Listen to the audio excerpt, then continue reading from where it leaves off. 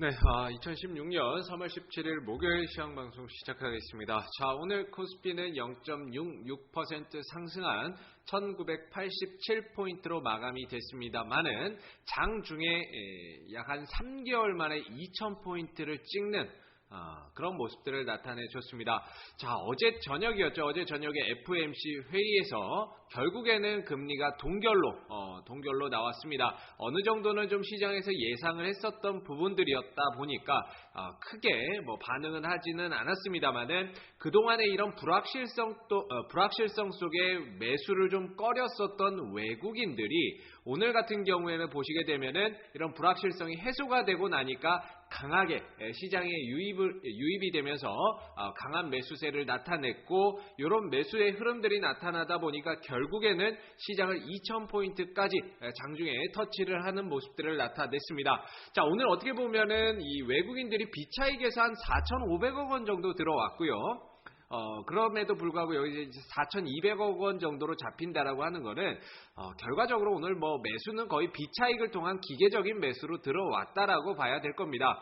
기계적인 매수가 들어왔고 그걸 통해서 시장을 조금 더 끌어올리는 그런 모습들을 나타냈었는데, 사실 2000에서 2050포인트 이 구간에 들어왔을 때는 어떻게 보면 매수보다는 차익 실현이라든지 매도를 해야 되는 그런 영역대가 아닌가라는 생각이 드는데요. 전반적인 시장의 흐름은 쌍바닥 짚고 되돌아나가는 흐름이기 때문에 당분간은 이런 상승 흐름이 조금 더 이어질 수는 있겠다라고 우리가 기대는 해볼 수 있지만, 2000에서 2050포인트 이 영역대에서는 매수보다는 오히려 매도를 하고 현금을 좀 만들어서 차익 실현에 나서야 되는 영역대가 아닌가라는 생각이 듭니다. 자, 지금 보시게 되면은 역시나 이제 전체적으로 코스피는 아래로는 1850, 1800, 위로는 2000, 2050 이 구간에서의 박스권이 2012년, 13년, 14년, 15년, 16년에 이르기까지 단연간 계속적으로 반복되고 있기 때문에 사실 2050을 넘어서 추가적인 상승을 보인다라는 것 자체가 굉장히 좀 어려운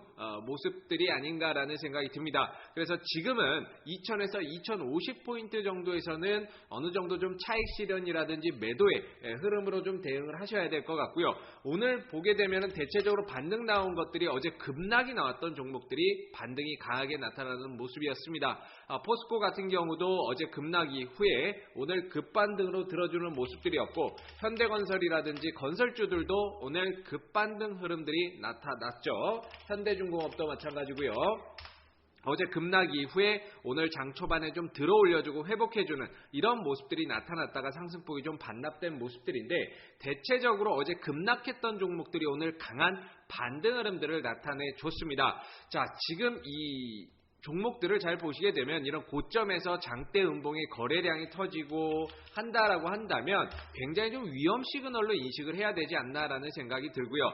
지수가 거의 2000포인트, 2050포인트가 맥시멈이라고 했을 때에는 결과적으로 종목들도 추가적으로 더 올라가기에는 상당히 좀 어려운 영역대가 되지 않을까라는 생각이 듭니다. 오늘 그동안에 좀 잘 올라왔었던 이런 건설주들이라든지 이런 것들은 서서히 차익 실현이 나서는 모습이고, 반대로 증권주들이 오늘 상당히 좀 강하게 흘러가는 모습들을 보여줬습니다. 삼성증권, 대우증권, 미래에셋 대표적인 이런 증권 업종들이 상당히 좀 강하게 흘러갔었고요.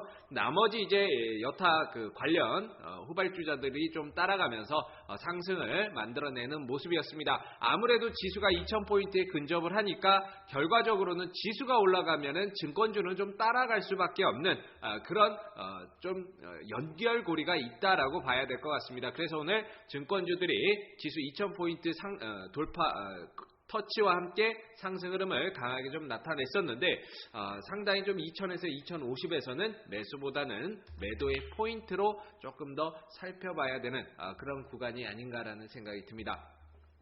자, 그 다음에 코스닥인데요. 코스닥은 아무래도 이제 700포인트를 넘어서 가기에는 상당히 좀 부담되는 자리죠. 이 저항대라고 보시면 되겠는데요.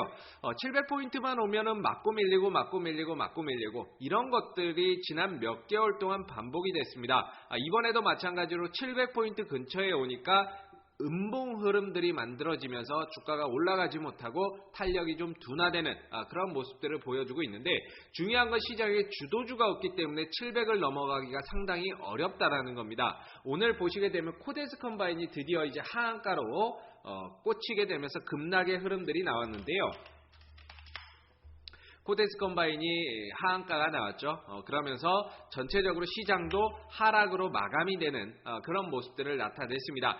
시장이 갭상승 이후에 하락으로 마감됐지만 사실 체감지수는 그렇게 나쁘지는 않았다라고 보여지는데, 왜냐하면 지금 그동안에 시장이 올라갔던 요인들이 대체적으로 코데스 컴바인에 대한 영향력이 컸다면, 그 종목 하나가 무너진다라고 해서 시장이 전체적으로 무너지거나 개별 종목들이 다 같이 떨어지는 건 아니거든요.